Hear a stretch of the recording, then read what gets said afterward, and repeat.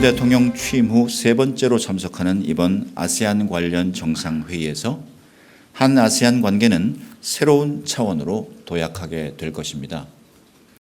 이번 포괄적 전략 동반자 관계 수립은 지난 35년간 한국과 아세안이 함께 해온 협력의 역사를 재조명하고 한 아세안 협력의 전방위적 확대를 모색하는 새로운 계기가 될 것으로 기대됩니다.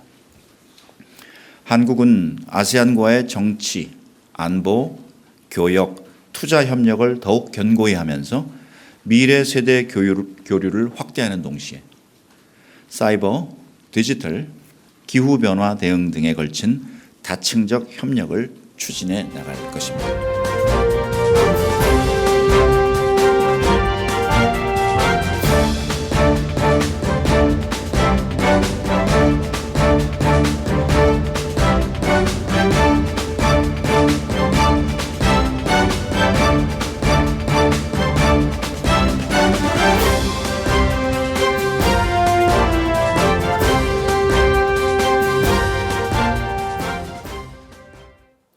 윤석열 대통령이 오는 6일 5박 6일간의 동남아 순방 및 이와 함께 아세안 정상회의에 참석하게 됩니다.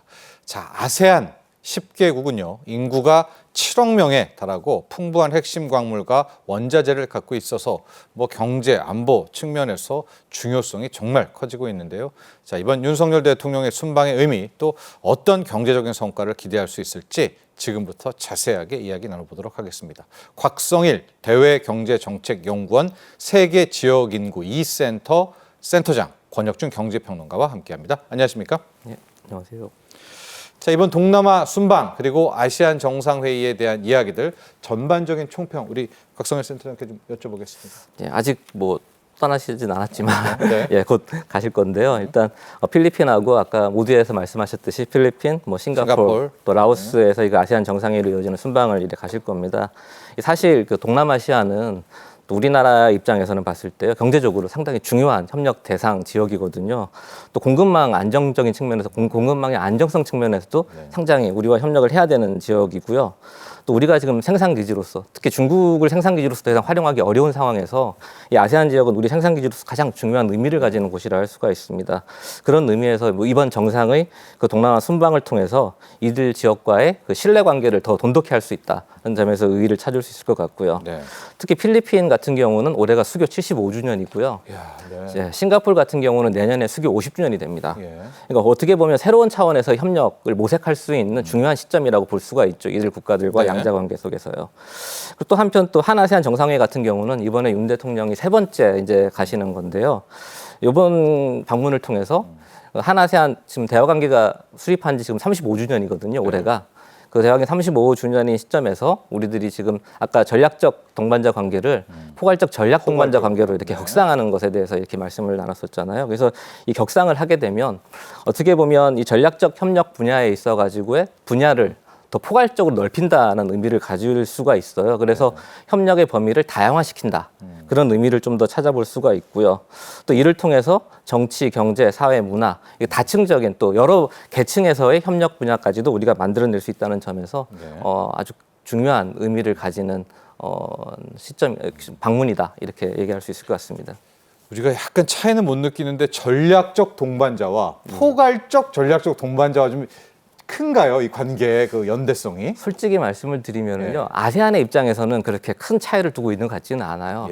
그렇지, 왜냐 제가 그런 말씀을 드리는 이유가 최근 들어서 아세안이 포괄적 전략 동반자 관계 수를 갑자기 늘리고 있습니다. 그런데 가만히 이렇게 면면을 바라보면 강대국과의 관계를 돈독히 하고 있는 것 같아요. 그러니까 포괄적 전략 동반자 관계를 맺은 나라들을 보게 되면 그 주변에 중국, 일본, 인도, 미국, 호주 이런 나라들 뿐이거든요. 우리가 좀 늦었네요. 우리가 조금 늦었지만 6번째로 이번에 이제 가지는 겁니다. 그 관계를. 여기서 어떻게 보면 상당히 아세안도 우리와의 관계를 격상하는 데 있어가지고 중요하게 의미를 부여하고 있다. 이렇게 보실 수 있을 것 같아요. 네, 자 총평 들어봤고요.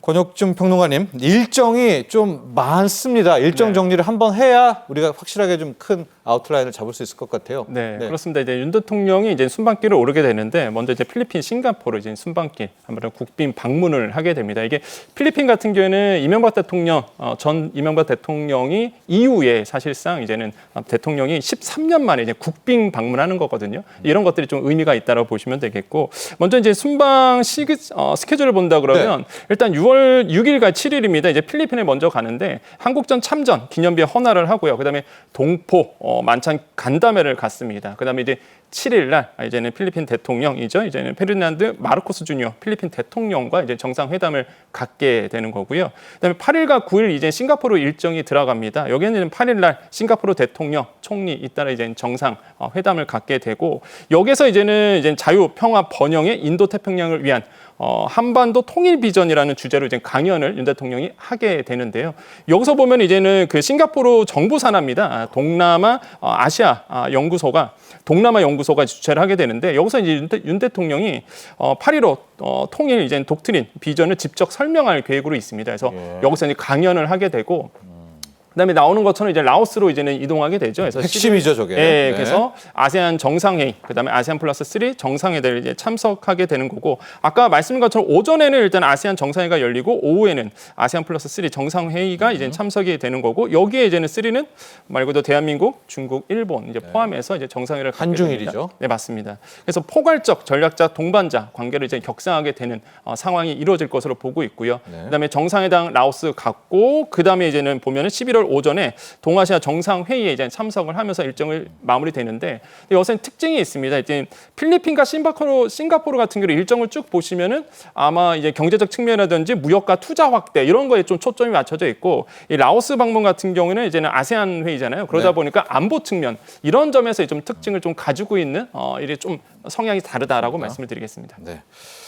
요즘에도 아마 이런 게 시험 문제 나올지는 모르겠습니다. 대기업이라든가 공무원 시험 문제. 아세안에 속한 국가는 뭐 몇 개 나라인가요? 이런 거잖아요.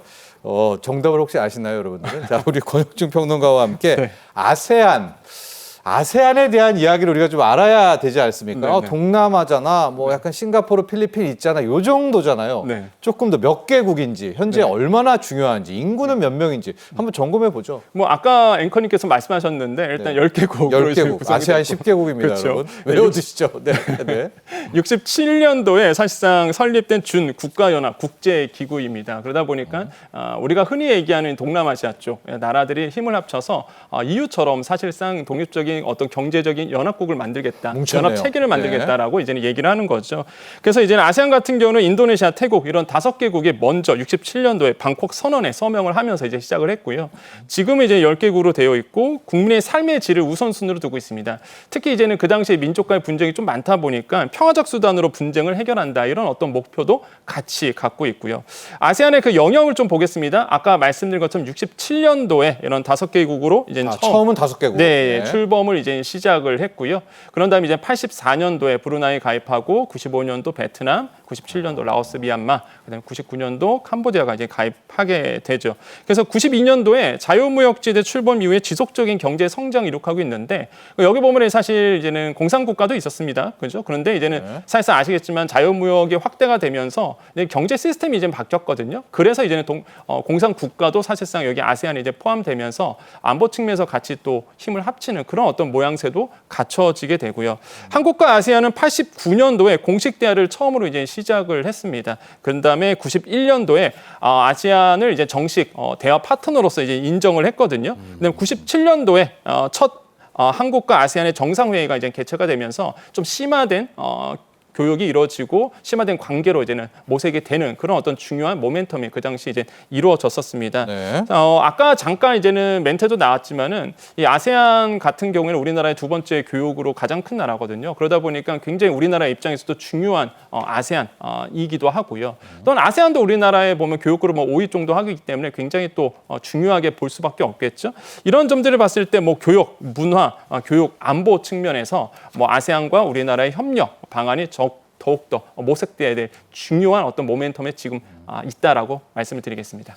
자, 센터장님, 우리가 아세안과의 관계에 비해서는 91년에 막 대화 시작하고요. 89년 좀 늦은 것 같은데 그게 아무래도 뭐 라오스라든가 베트남 이런 이제 공산 국가가 좀 있어서 늦어진 거겠죠? 우리가 그때 반공 막 일어서서 80년대. 그렇게 저는 그렇지는 생각하지는 않습니다. 예. 예, 아세안과 협력이 중요하다 보니까 네. 그렇게 된 거고요. 아까 늦어진 우리 거네요. 예. 평론가님도 말씀하셨지만 어떻게 보면 중국의 부상이 가장 큰 것 같아요. 중국이 2000년대대 들어서면서부터요. 예. 그 중국이 뜨면서 아세안도 더 똘똘 뭉치는 모습을 보였고 자기들끼리 이렇게 10개국으로 뭉쳐야지만이 네. 중국으로 가는 투자를 자기 쪽으로 좀 끌어들일 수 있겠다는 생각을 좀 한 것 같거든요. 그러면서 자기들끼리 이렇게 뭉쳐진 것이고 네. 그에 따라서 우리도 그쪽과 협력을 해야지만이 좀 더 나은 경제적 성과를 얻을 수 있었기 때문에 자연스럽게 그렇게 서로의 된게 필요에 아닌가. 따라서 그렇다라고 볼 수가 있겠고요. 자, 앞서서 이제 포괄적 전략적 동반자 관계 격상에 대한 의미는 짚어주셨었고, 자 이번에 윤석열 대통령은 이제 지난 2022년에는 독자적인 인도태평양 전략, 인태 전략을 발표하지 않았습니까? 아마도 이번에 한국 아세안 연대 구상도 발표를 좀 하고 또 업그레이드 버전까지 나올 텐데 지금까지 있었던 우리 인도태평양 전략이랑 또 아세안 이 연대 구상은 한번 정리를 좀 해보고 이제 앞으로 어떻게 개선될 것인가 또 이렇게 이야기 나눠볼까요? 예. 네. 인도 태평양 전략은 2022년에 처음에 네. 그 한아세안 정상회의 계기에 지금 윤 대통령이 발표를 했던 그때 것으로 발표했죠, 예, 저는 2022년에. 기억을 하고 네. 있습니다. 그래서 그때 발표를 하시면서 어떻게 보면 인도 태평양 전략이 한국이 추진하는 네. 첫 번째 그 지역 협력 전략이라고 해야 되나요? 아 그래요? 예, 지역 협력 전략으로 의미를 둘 수가 있을 것 같아요. 예. 그때 저희들이 얘기할 때 세 가지 그 협력 그 철학 이런 것들을 저희들이 얘기를 했었거든요. 네. 그 그게 자유, 이거 평화, 자유, 평화, 예, 번영, 예. 세 가지를 세 의미로 가지 전략이 뒀었고요. 있었었죠. 예. 그리고 예. 그걸 통해서 저희들이 협력을 할 때 특히 그리고 자유 그 원칙이 또 세 가지가 있었습니다. 네네. 포용이라는 측면이 있었거든요. 네. 이 포용이라는 측면이 상당히 어떻게 보면 중요한 의미를 두고 있다고 저는 생각을 하는데요. 네. 이 포용이라는 측면에서 바라봤을 때 중국을 배제하느냐 안 하느냐가 어떻게 보면 저희들이 인태 전략을 추진하는 데 있어 가장 큰 의미였었다고 생각이 들어요. 우려사항 중에 하나였었고 솔직히 말씀을 드리면 네. 그때 그 포용을 얘기를 하면서 중국에 대한 배제를 하지 않겠다는 걸 명확하게 했고 그 가운데서 한중일 정상회의도 이렇게 한중일 협력에 대해서 얘기가 나왔었거든요. 네. 그런 의미에서 의미를 좀 찾아볼 수가 있을 것 같습니다. 네. 저기 9개의 충점 과제 제가 하나씩 좀 보면은 규범과 규칙, 그다음에 법치주의, 또 비확산 대테러, 포괄적 안보, 경제 안보 네트워크, 또 기후 변화까지도 좀 있습니다. 첨단 과학 기술. 그래서 인태 전략의 9개 중점 추진 과제를 잡았었고요. 방금 우리 곽선영 센터장께서도 이야기해 주셨지만은 중국을 어떻게 할까? 이제 이런 이제 고민도 많이 있었는데 결과적으로는 이제 아세안 플러스 3, 아세안 더하기 한중일까지 하게 되면서 당연히 이제 중국도 크게 보면 또 이 아시아 지역에서 함께 가야 될 또 이제 그런 식으로 포용이라는 전략도 함께 했었습니다. 자, 이렇게 인태 전략과 한국 아세안 연대 구상을 저희가 살펴봤습니다.